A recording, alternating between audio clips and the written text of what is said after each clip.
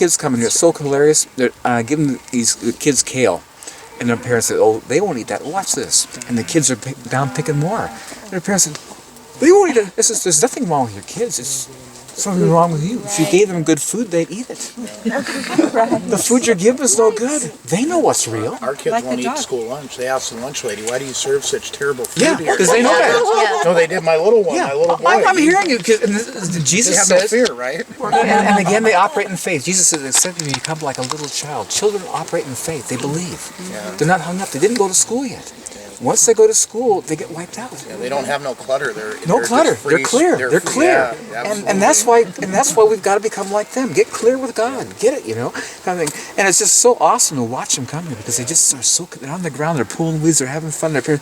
We can't get them to pull weeds at home. Well, it's pleasure here. It's enjoyable. They're eating this stuff. It's like watch the little kids packing stuff in their pockets. They can't stuff in carrots in their pockets. It's just like awesome because they get it. And here we who went to school don't, and this is why we got to come back to God. Absolutely. Amen. Hey, Bob, can I ask you about your pasture land? What do you do for that, if anything? Oh, I'm so glad you asked. Thank you, God. I missed this, but this is so huge. If you look at my pasture, I want you guys to get the power of the covering. You see, I'm on a slight slope here. There's a slight slope. A pasture of this size, which is an acre and a quarter, will support 5 sheep. 5 sheep. Last July, we're talking July, approaching summer, with no irrigation, a farmer brought 53 adult sheep to my pasture. Because he had around 25 acres that he'd been using fertilizers, chemical fertilizers, and watering. And the grass was down to the ground, and he was trying to get his pasture back. He says, I'll probably be here for a month. I'll have your grass on a month, but at least it'll give me time to get my pasture back. He didn't take those sheep out until October. They were here for the entire summer with no irrigation, and they never got my pasture down. 53 on an acre and a quarter that's supposed to support 5. These 28 sheep have been here since April. And if you notice, my grass is not down. On an acre and a quarter, it's supposed to be. And here's why. I'm so glad, this is so powerful. In that covering out there, in the places in my orchard, I haven't put anything for 12 years, puts enough life into the soil to support all those trees, all that produce, and has enough excess to feed this entire pasture, because my ground underneath at 6 to 8 inches is blue clay, and when that compost seed hits it, it can't penetrate, so it seeps into my pasture. This is all the overflow. This is the extra. This is like, we have so much, we just got to get rid of it.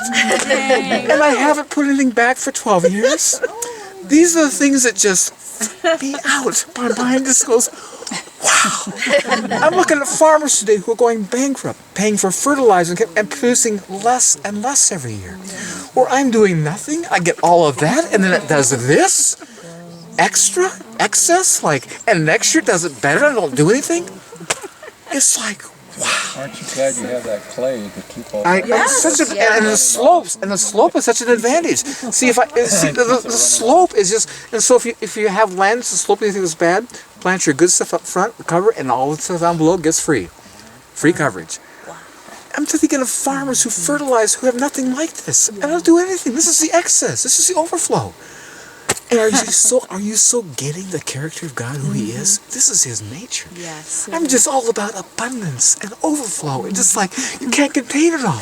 Give you life and give you abundance. Yeah. And see, all of nature. This is why it's Romans 1. The invisible attributes are clearly seen by the things He's made, so that no one has any excuse not to. It's all there. And this is why the enemy has done his best to keep us inside of buildings, in cars, in offices, so we don't see this. Because if you show up in nature, you're going to meet God. You can't miss Him. You cannot miss Him. It's all there. And this is why He does His best to keep us off on concrete. You could just see this whole thing of cities and all this stuff is diabolic. It's not God's design. And it's intentional to keep us away from Him. Separate us from God. Because when you're out here and you're watching this, man, you're just blown away. You're just like, wow, God, you're awesome. You're just like, ah. It is so cool. Thank you, sir, for asking, because it's just such a powerful, revelation.